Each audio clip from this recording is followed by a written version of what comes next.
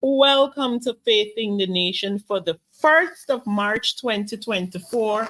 We are in a new month.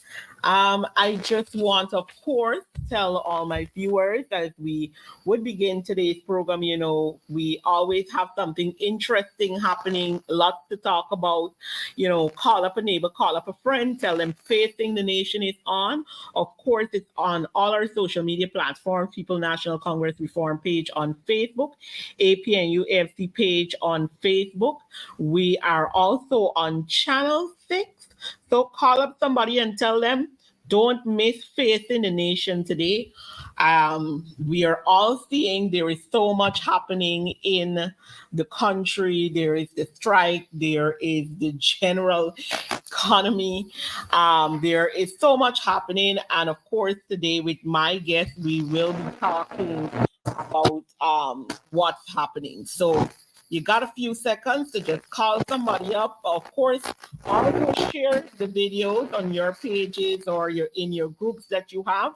Go ahead and share it. Of course, I forgot to tell you, I just forgot that we're also on YouTube. You can check us on the People's National Congress Reform YouTube channel there.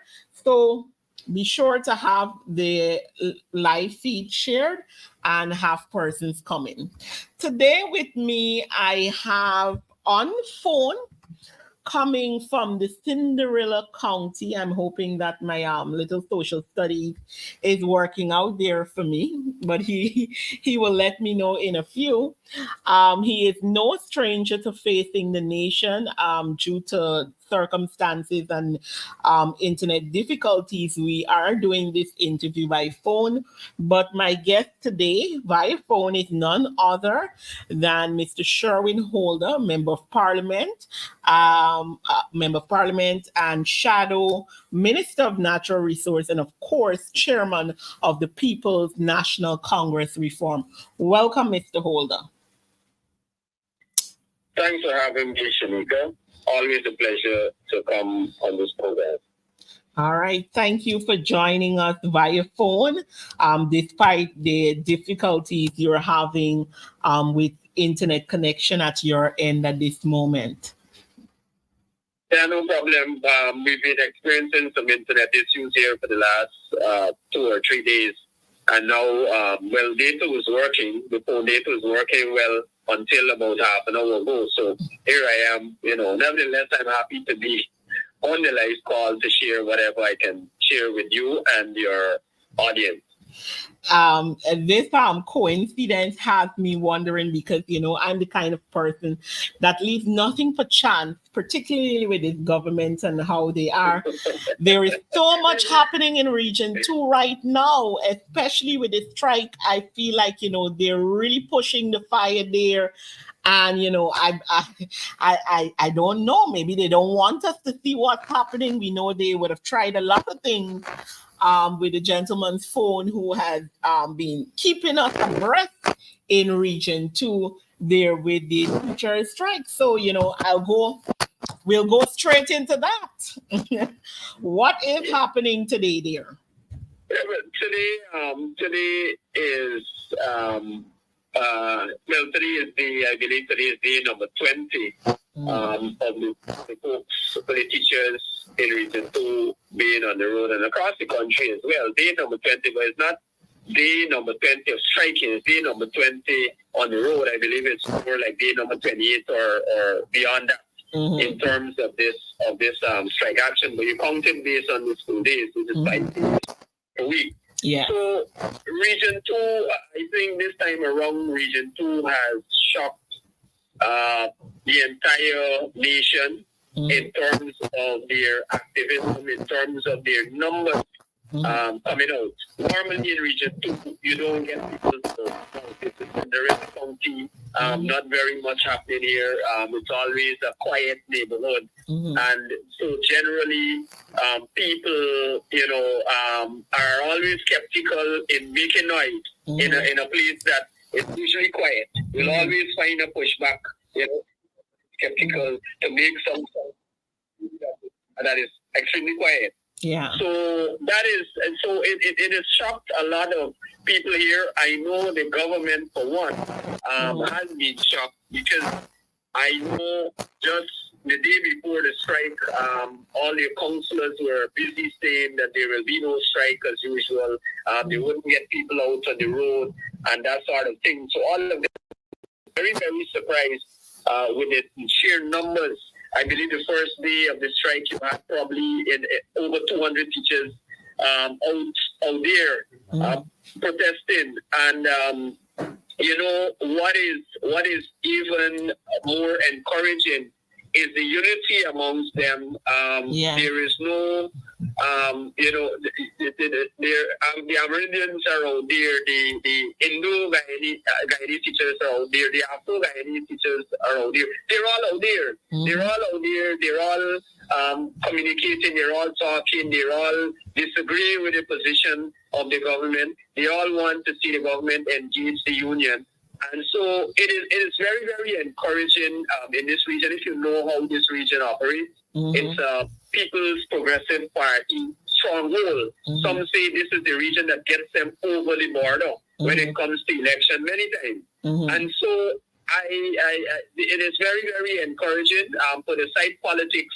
I think in terms of people, their awareness, their willingness to step up whenever a difficulty is being faced, regardless of political allegiance, regardless to race, regardless to whatever the circumstances are, the conditions are here in Region 2, they've shown us this time around that they are willing to come forward in the face of all sorts of threats. I know you might have questions on that, so I wouldn't get into that too much, but in the face of the various issues that and elements that would usually prevent them from protesting or coming to the forefront.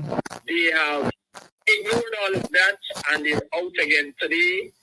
Friday, March 1st, many of them are out there at Regina, the High Bridge area, protesting once again. I'm right now our viewers are actually having a look at what is happening live in Region 2 on their screen. They can see this coming, of course, from Martin Salmon's page, live coverage of what is happening there.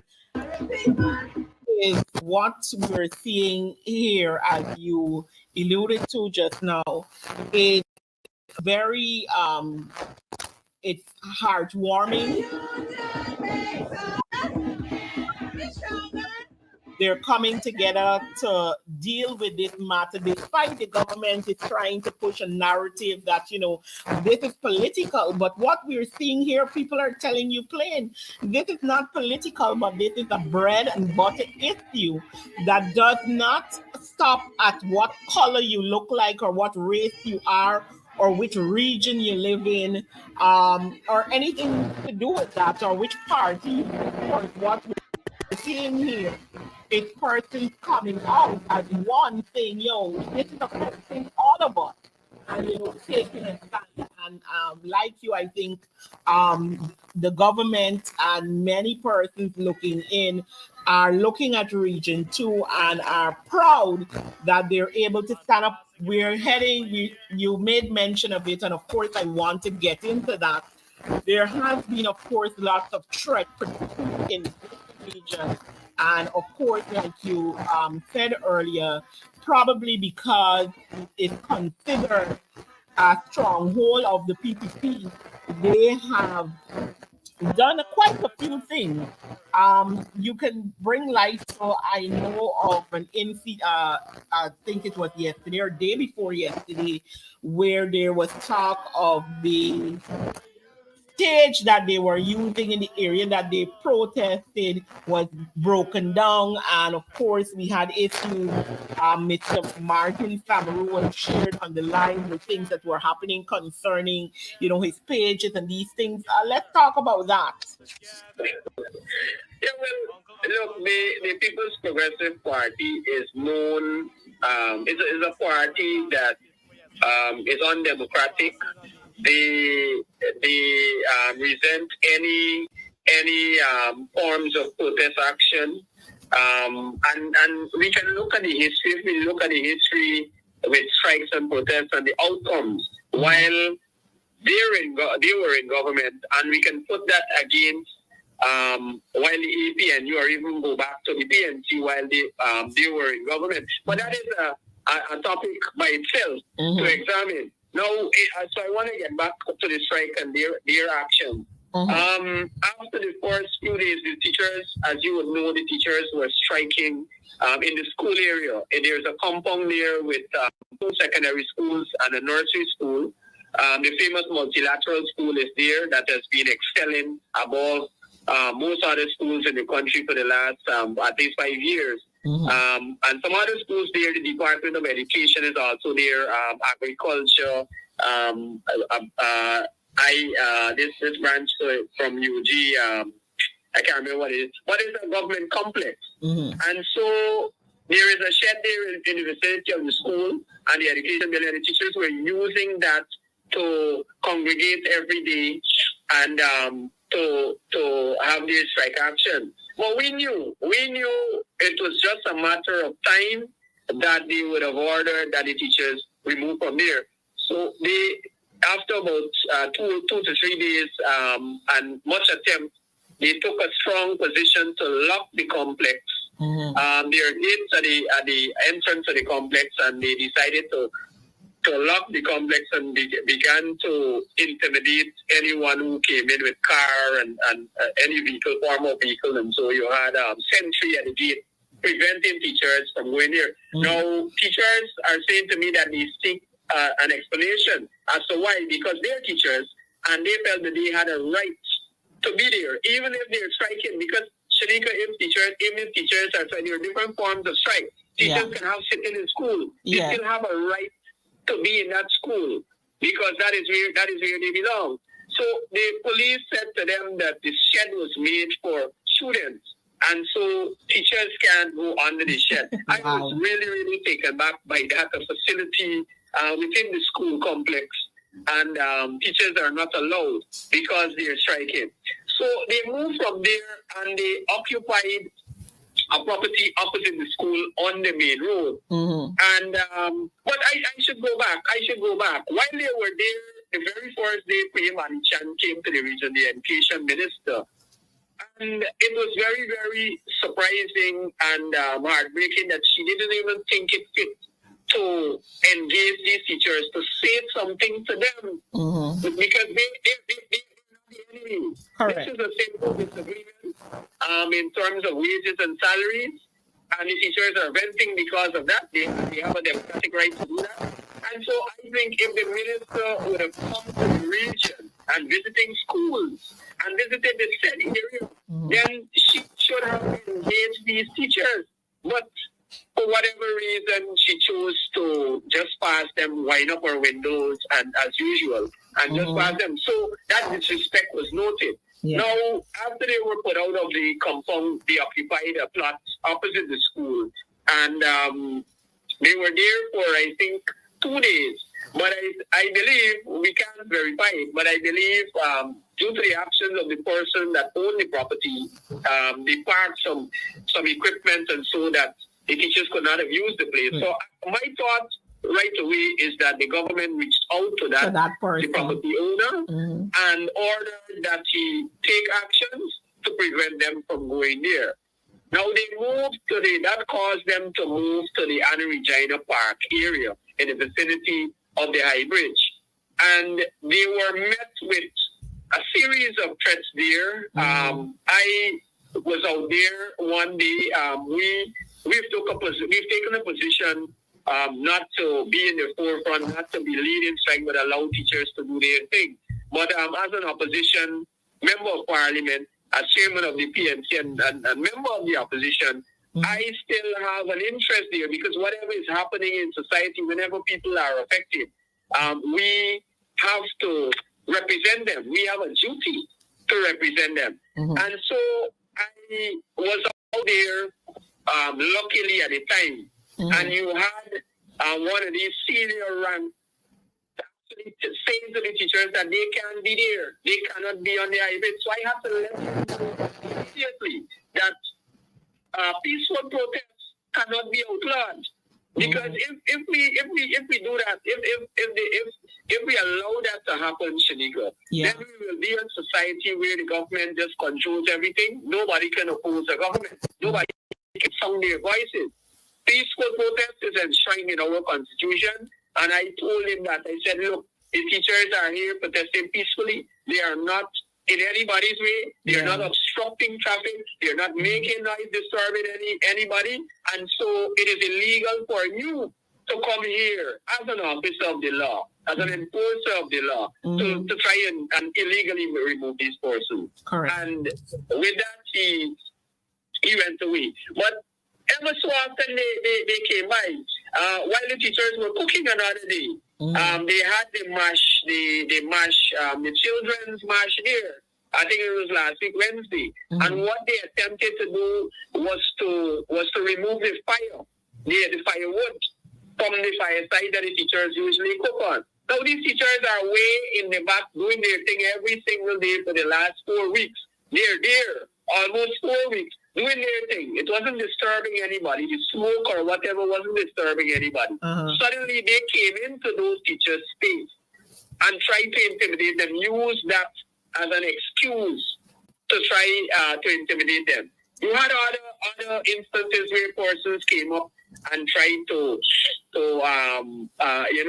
take their pictures and that kind of thing, and in an effort to intimidate them once again. So there was a series of things being done by the administration outside of the one that we know across the country, that they are not going to be paid and all these things. I know you might have some discussion correct. So I won't get into that. But beyond them, the pay cut and the vice president and those other and the president himself saying that it's illegal, the strike is illegal. They have been doing a number of things in this region to try to suppress this protest here. Teachers have been getting calls on their phones, with threats, with all sorts of frivolous things they're coming up with and trying to intimidate them. But the teachers here have bonded together. There is a core, a huge core that is always out there when the day comes. You have others come in. It's a burden sometimes for every day to travel. Some we have teachers as far as in the Pomeroon. You can't expect them to come out every day. But they do come from time to time. You have various teachers coming. Yeah. So the strike it's still very effective in Region 2. I know it's a thorn in their sides, but unfortunately they are not doing anything to help the situation. Correct. Now, as we saw a memo that was apparently sent out by the chief education officer, which of course went against what the court would have ordered in this matter and putting a stay on. And this week we saw him having to appear in the court for contempt of court. And then he was basically instructed that he cannot do such, that it was in contempt of court. And that he then had to I think this morning or yesterday, I also noticed them saying that they must, um, basically, there must be some form of mediation, the court ruling that there must be mediation between GTU and the government. What's your thought on that? Have you seen the developments in that regard? Yes, I have been following it closely. First of all, what I want to say is that you get these problems when you have these political appointees and party lackeys that you Correct. put into certain positions. I'm not saying that when a political party gets power, it shouldn't put people who support it into a certain position. But you have to look for people that are competent and that are very capable, have the ability to see beyond politics. The reason, even if you're placed there by a political party, you must be able to be professional. You are a CEO, the CEO, Chief Education Officer. And I want to say, I don't believe that that his assistant is far from him in this sort of behavior as well, because I've seen some stuff that he had on his page as well, the assistant to him. But let's not get into that. Now, this fellow, because he's a political appointee, he believes that he has to do whatever the government instructs, whatever, even if it's illegal, even if it's illegal. And I found it to be very, very disrespectful to the teachers, and I found it even more disrespectful to the people of this country. This is a court order, and you have no excuse in terms of interpretation and that kind of thing. If you want, what you can do is appeal. You can appeal that order. You can appeal that ruling.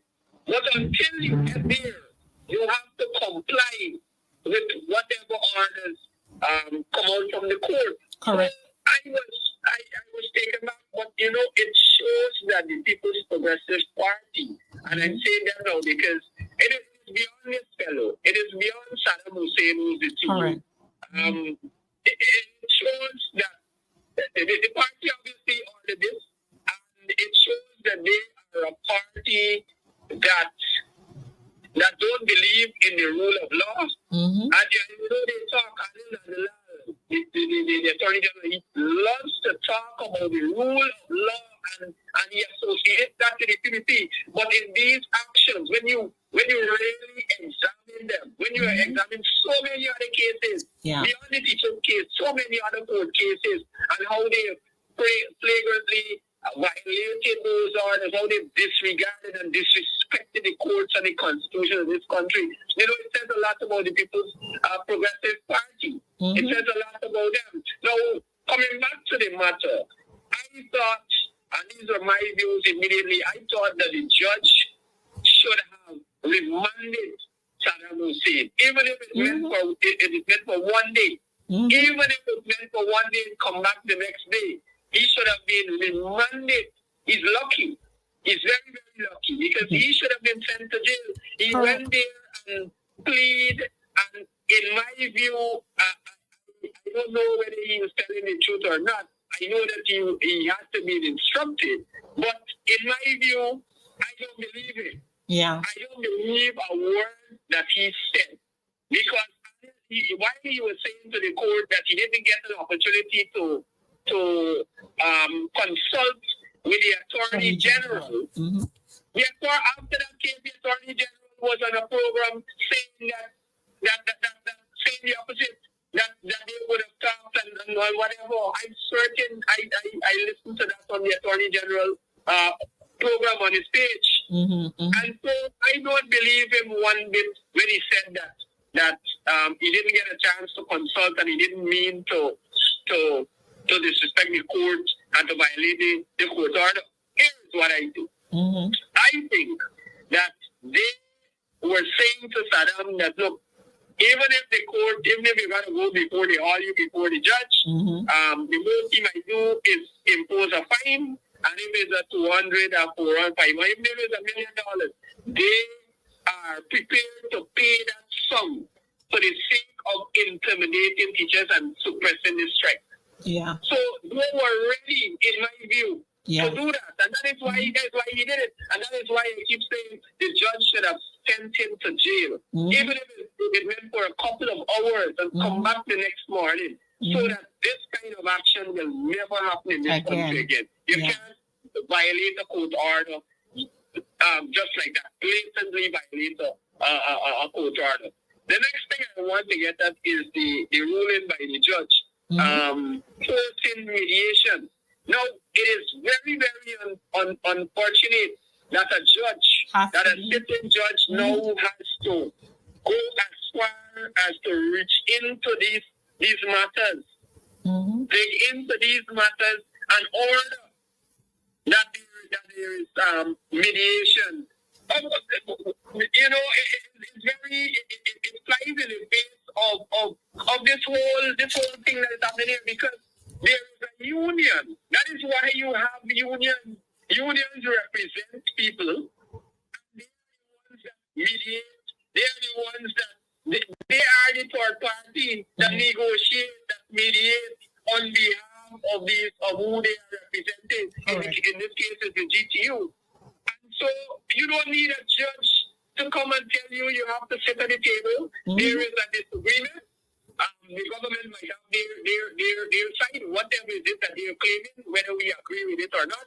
They have something that they're saying. They're trying to say that teachers are getting super salary among few other things they've done. They've done how many things they've done already for them, and that is their position. Teachers on the other hand are saying, look, we cannot survive on this salary. We cannot survive on a meager 6.5% increase when inflation is killing us. Food prices, every single thing went up in this country. And so that is their side of it, among some other conditions that they have. But the major concern that they have is the salary. They're saying that the bulk of them are on the lower end of the scale, and they cannot survive with that. And so it is time. It is time that they come to the table and work something out. Since you have a $1.146 trillion budget, since you're the fastest growing economy, since you have you're boasting about all these developments, since you have money to armor other organizations that are not very productive, when you fork out those monies in the billions very, very quickly. But when it comes to our teachers, you're taking a position. And so there's this dispute which requires mediation, which requires the two sides to sit and to work things out. And it's so unfortunate that a judge has to order that. But let me tell you this, Shanieka, I don't believe that they are going to honor that ruling again by the court. They are going to make all sorts of frivolous excuses. Because why? They think that they will look bad. And they are correct. They're already looking bad. They're already looking bad. And they wouldn't want the people or the public to say, look, the court had to force them to sit with the teachers or whatever. They are going to, my best guess is that they are going to disregard. They're going to play some games. They're going to pretend. They're going to buy time. They're going to push back on this thing. They are not going to honor this court ruling the same way they have failed to honor the ruling by the court of not deducting money, not making the deduction of money, the deductions, not making those deductions the same way, because we see. We get it from many of them that are in the top echelon of the party, of the cabinet. Vice President yesterday said that at some point the teachers' money will be deducted. And Anil is saying the same thing. And so we can see where they're going with this. They intend to continue to be strong-headed. they intend to continue to disrespect our teachers, and it's very, very unfortunate. What might be fortunate for the people is that elections is just around the corner. Elections is coming in 2025. Mm-hmm. Elections are coming in 2025. And so, regardless to whatever is the outcome here, Mm-hmm. there is an opportunity. There is an opportunity next year to have to let your voices be heard in a loudest form. Mm-hmm. I want to say, this entire conversation, and I'm also watching in the comment section here, this is coming, all of this confusion and this issue and the blatant show by this government that they absolutely care nothing about the teachers, the public sector, and in my regard, anybody who is, just an ordinary Guyanese in their actions. This is coming from a ministry that likes to use the term because we care. And it is more than a month now that teachers have been out of school. It's more than a month now that a lot of students in the public sector, maybe 80% of the students in the public sector, or 80% of students generally in this country, have not been able to sit properly in a class and be educated. While we're talking about the national grade 6 exams coming up, we're talking about CXC coming up. This is the same government who talks about because you care. We're seeing that vendors are being, of course, affected in this strike because schools aren't open. They can't sell the little snacks, or even where you have a few students going to school, it's not enough to sustain them.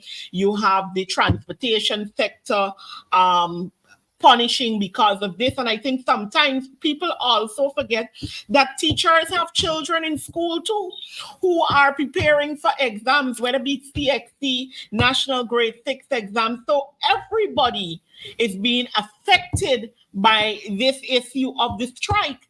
And it seems that the government of Guyana does not care about any of the groupings that are affected, because guess what?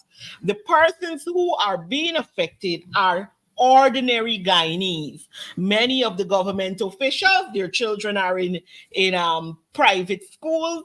For those who are maybe at some of the top schools, we know what is happening in some of the top schools, that teachers are basically being forced, or in some case, and insensitized a little more. They're being given a bit more money in some cases, as we're hearing. I'll say that in uplifted commerce, we're hearing that. And they're being asked to stay in school and to teach students. And, everybody is being affected by this issue, but yet still, this government is not showing any concern in this issue. They are blatantly turning their eyes in a different direction and going about as if everything is normal, holding oil and gas conferences, CARICOM head meetings, like if all is well, as they ignore the teachers.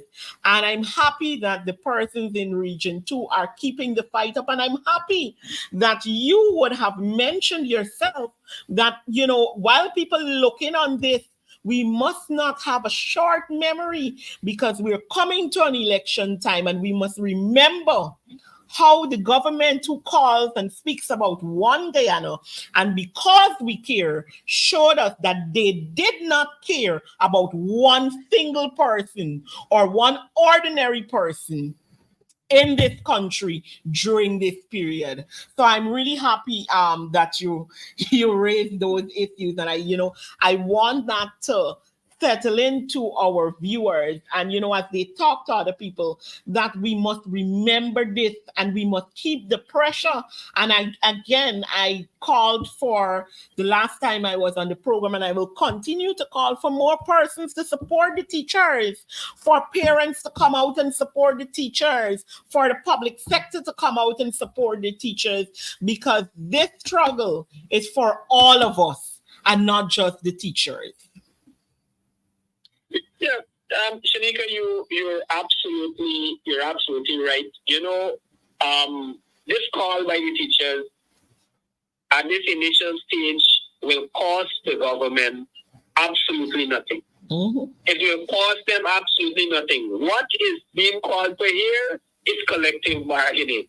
What that means is that the two sides have to meet and discuss in a meaningful way. Meaningful way, because I what I'm getting from the teachers is that they had some meetings over the last 3 to 4 years, but they weren't very fruitful. And a lot of games were being played, different representatives. The government constantly changed their representatives, and the talks are going nowhere. So what they're calling for is meaningful consultation, with the aim of arriving at a package for teachers that will be satisfactory to both sides.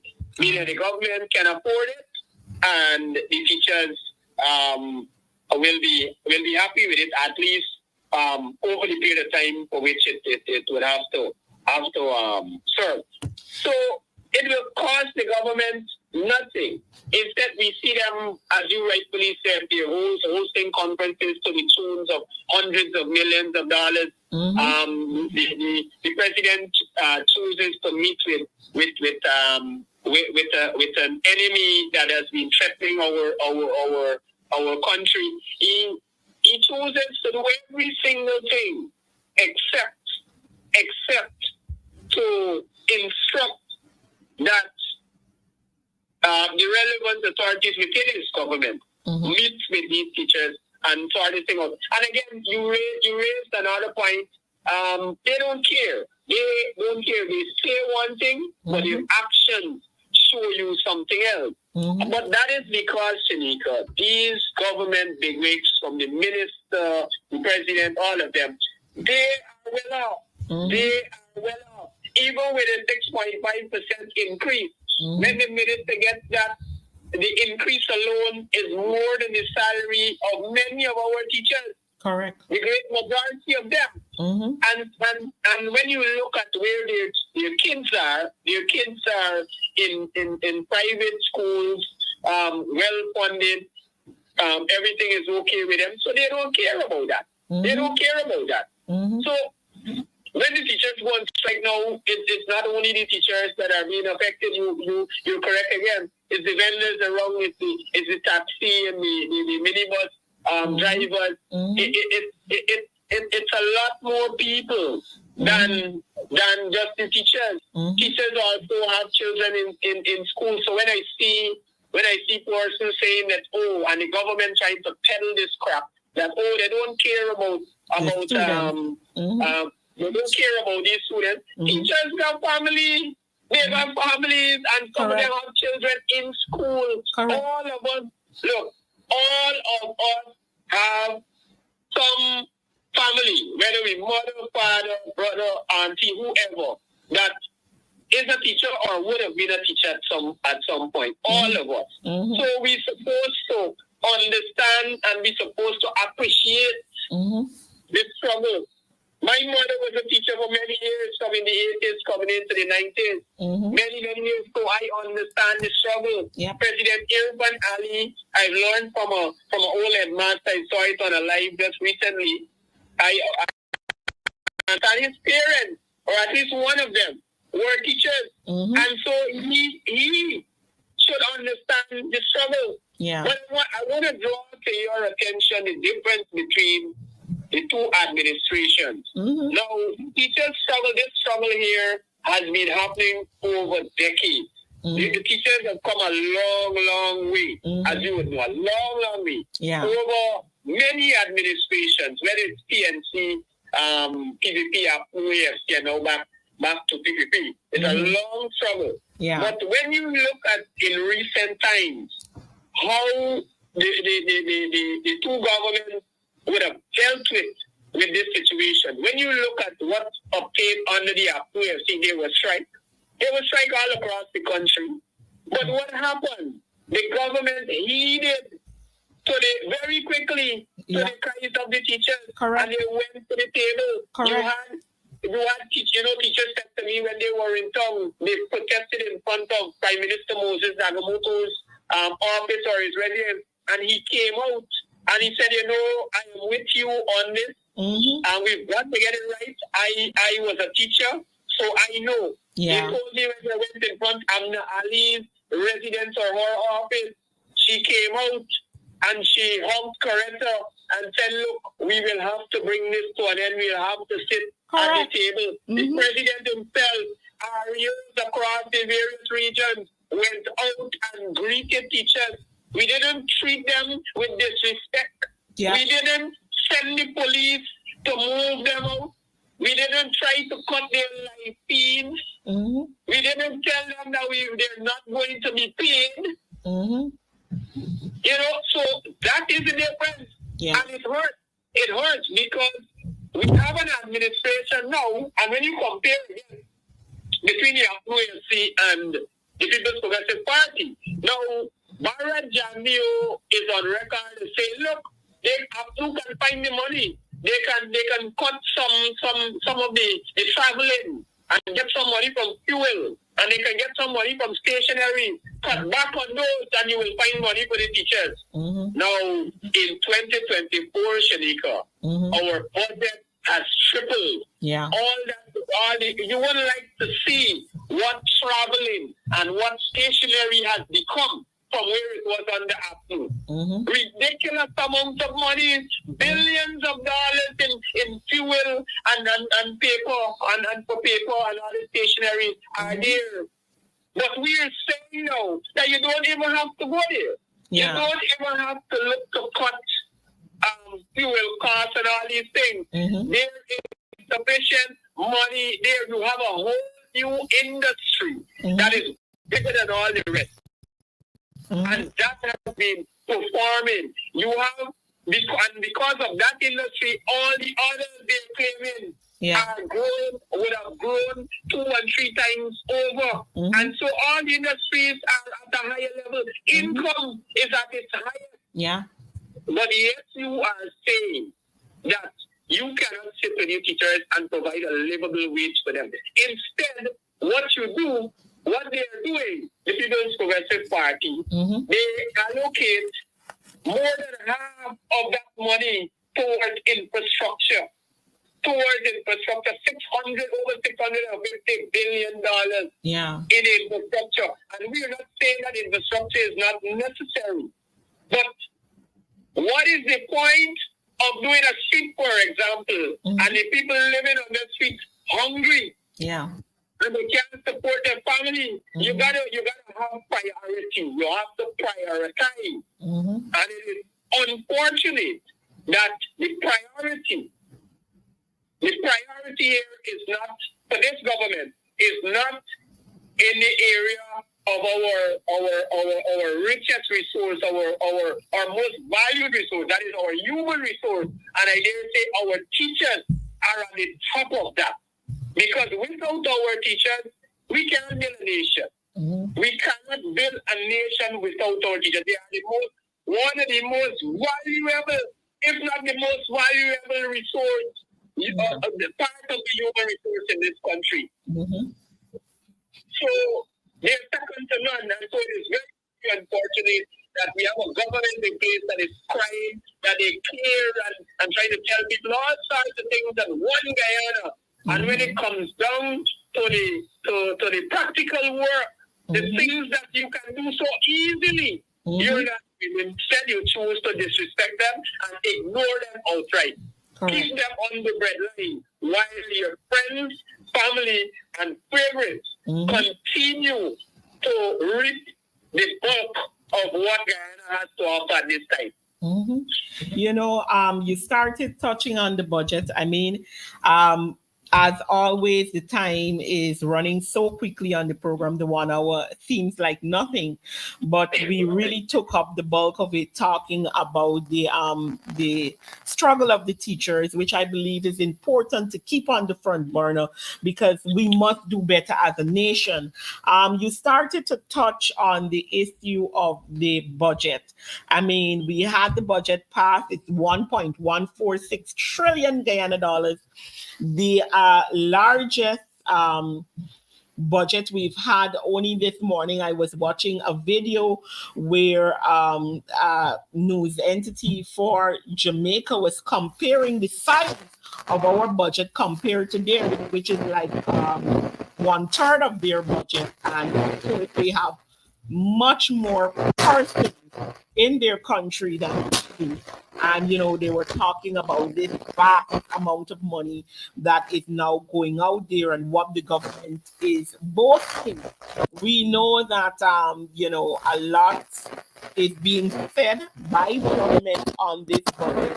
Of course, you debated the National Assembly on this budget, specifically on the issue of natural resources, and you did touch on matters in your region. Let's talk about that with the little time that we have left. I know we have a little time, and you can always have me again sometime. Definitely, you'll have to come. To touch on it quickly, as you know, I am shadowing natural resources.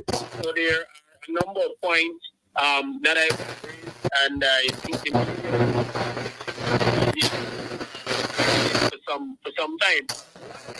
The thing I want to bring up immediately is the issue of the parent company guarantee and the government's stubbornness towards it again. And we can look at it and reflect on what saying about it regards to the court.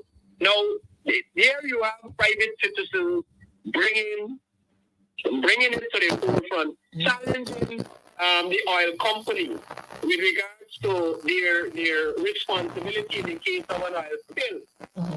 The said judge, Justice Kissoon, the same judge that is in the teacher's matter right now, ruled that, look, Exxon has to provide full coverage guarantee, a full parent company guarantee in the case of an oil spill. Immediately, this government joined that matter and opposed it, appealed it in the appeals court against the people of it is the most treacherous thing that a government can ever do. It is the most unpatriotic thing that they can ever do. And they appealed the matter. And so the appeal judge decided Exxon will have to interim. Exxon will have to launch a $2 billion guarantee in the meantime as we sort out this matter. Yeah. Now, I said in the parliament that I made some comments on it, and the government MP, who is a lawyer for the EPA and the government side in this matter, opposing the people of Guyana, said that, all they know what you're talking about.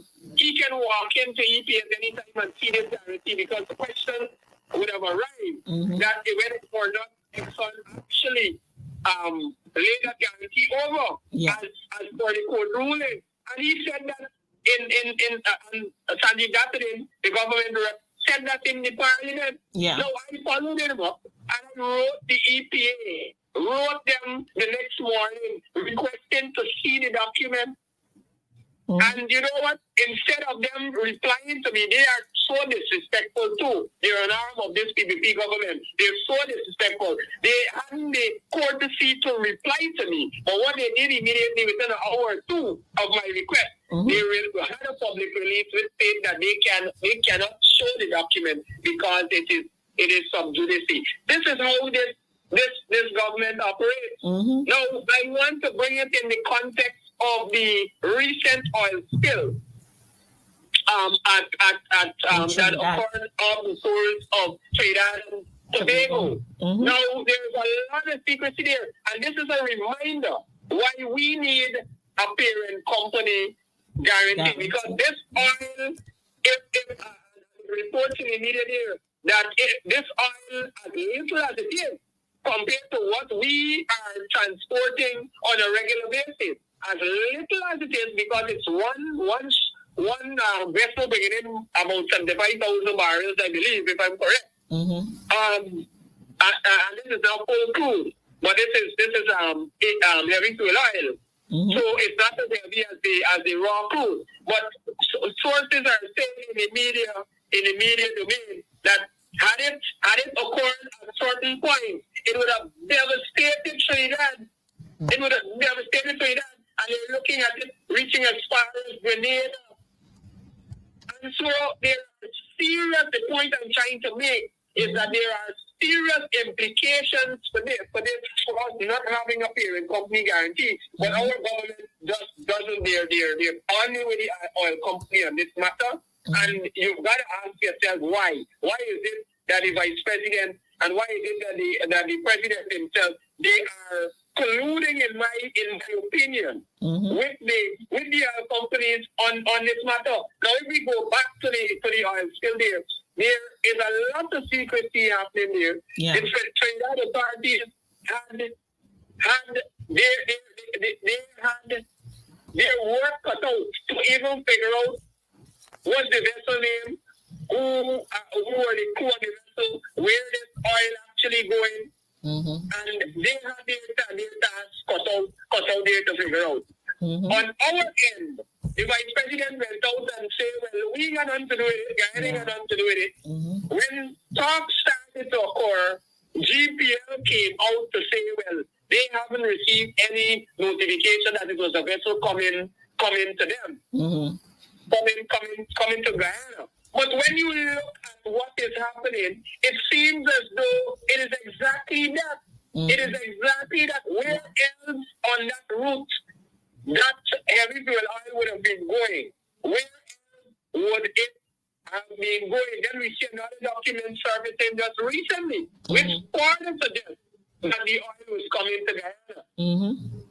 And they totally abdicated their responsibility to deal with this thing in a professional manner and in a manner that is in keeping with international law and even our local law here. But let me tell you this, probably it is because the cocaine washed up on the shores of Trinidad. Probably because cocaine washed up from, I'm assuming, from that very vessel. And so they have chosen very early to disassociate themselves from that. But it is a great reminder of the situation that we're in. It is a reminder of the type of government, the type of conniving, the type of deceitful, the type of unpatriotic government that is currently at the helm today in Guyana. It is very, very unfortunate. So that was one of the main areas in my budget presentation. But if I have a few minutes, I don't know if I do. But also I would have touched on the other natural resource sectors areas because it is not only oil and gas and shadowing, but the entire sector. And so I would have touched on gold. Gold has carried us for many, many years. Many, many years. But when you look at what would have occurred over the last 2 years with gold, it's on a sharp decline. Huge decline. Huge decline in terms of declaration. And it is saying something is happening there. It is likely that gold smuggling is on the rise again under this administration, and they're doing absolutely nothing to curb it. There is no attention. This here is the oil course too, you know. There are different dimensions of this that we can look at. There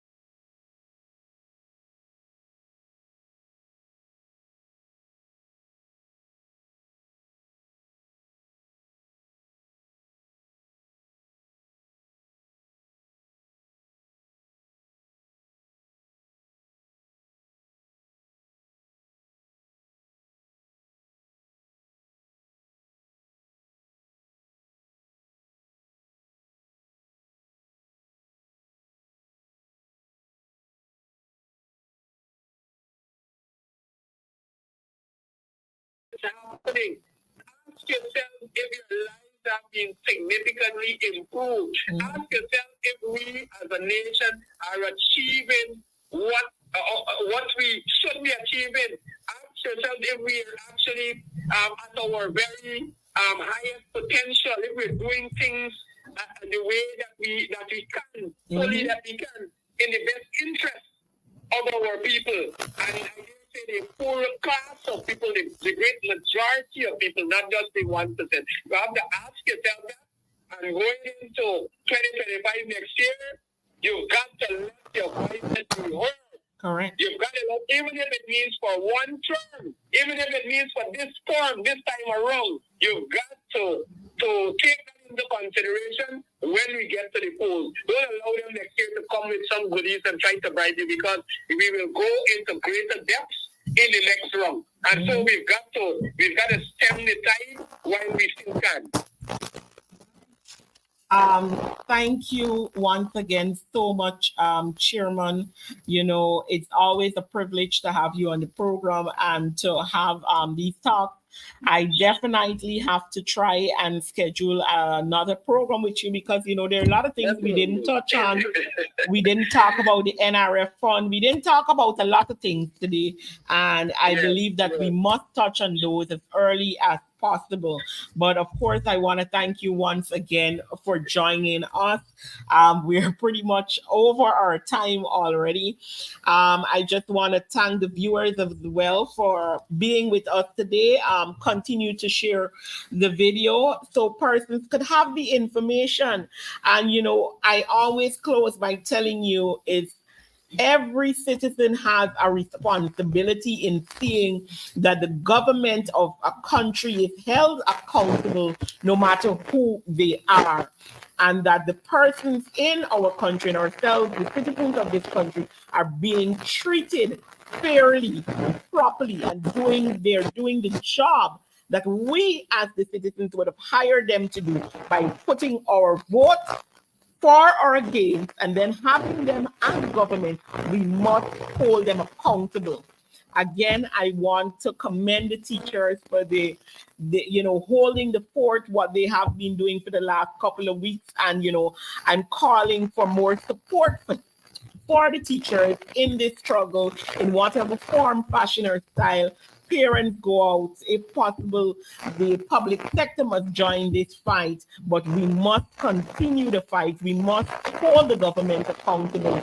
And when the time comes for us to make a change and ensure that we have a government who shows that they care and not just say that they care, that we do the right thing and we put our vote where it must go, and we protect our votes at that time, and ensure that this country sees a government who understands the plight of the ordinary people and that will fight for them. I want to thank you, viewers, again for joining Facing the Nation, and do join me next week, same time, for Facing the Nation. Have a wonderful weekend.